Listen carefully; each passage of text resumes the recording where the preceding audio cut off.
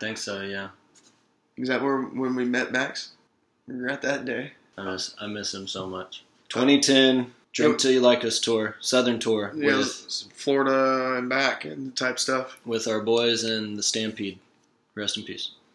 Booked by James Taylor, Giant Steps. A.K.A. Giant Steps. Shout out. It was the last show of tour at this thrift shop / venue called Here Today, Gone Tomorrow. Is it Baton Rouge? Yes, Baton Rouge. In Baton Rouge. Like the perfect DIY spot for Baton Rouge. It was awesome. And he would like let you crash in the shop after the gigs if you were a touring band and stuff. It was really, really cool. Yeah, which is what we did. We got pretty fucked up that night. And last day of tour, about to drive home the next day. And we didn't have to drive anywhere after the gig. Yeah. So we were just like, oh, we can drink at the gig and literally sleep on the floor that we just played on. So we got a bunch of pizzas and just hung out. We were playing CeeLo, getting coins all night. And there's one slice of pizza left, and I knew it was Chris's. Nate and I always share pizza. Whenever we get pizza as a group, Nate and I always just share a pizza because we usually kind of eat the same stuff.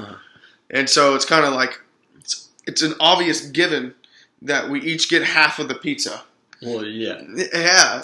And me, I was extra gluttonous that day and had already finished my half of the pizza that night.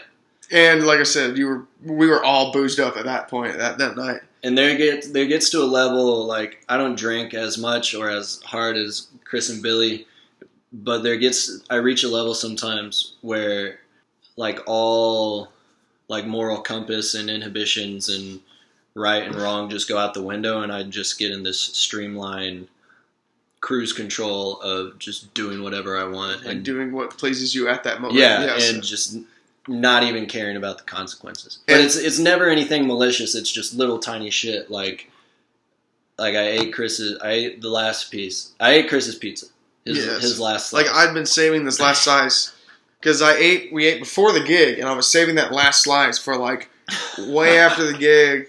House, about to go to sleep. I have one piece of pizza to go to eat tonight. Oh, great. Yeah. And it was like 2:30, 3 in the morning. I'm about to crash. I'm trying to go eat this piece of pizza, and my box of pizza is empty.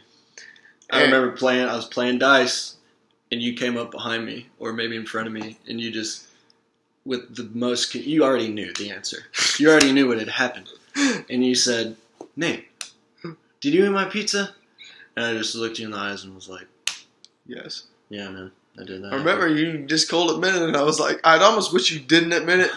That way I can be like, oh, you fucker, don't lie to me. But you were just like, yes, I did. And I was just like, God damn, what do I do now? Or it could just remain a mystery as to, like, what happened to the pizza. Yeah, exactly. I'd rather that. But I was devastated.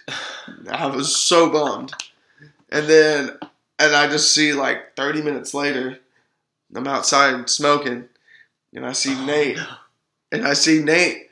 There's, like, all these random parked cars in this giant parking lot. Just get up on the hood of one of these cars and just start peeing. And he's just, like, waving at traffic as he's pissing on the hood of this car. And I was like, he deserved that piece of pizza. So I forgave you at that moment. I told you I was in that mode. I remember opening that box. I've been in those modes before. Looking for something to eat, opening that box of pizza, seeing the last piece, realizing, like, oh, that's Chris's. And going to do something else. And then coming back to it and, like, I don't even care. Just take it. That's my piece now, boy. Maybe you thought that I was done with it, and I should have specified. No, you knew I knew you wanted it, and I took it for my fucking self. Sometimes you have to just take what's not yours. Yeah, dude.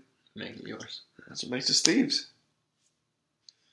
R.I.P. And we stole other things other times, too. That's what makes us thieves. Yeah.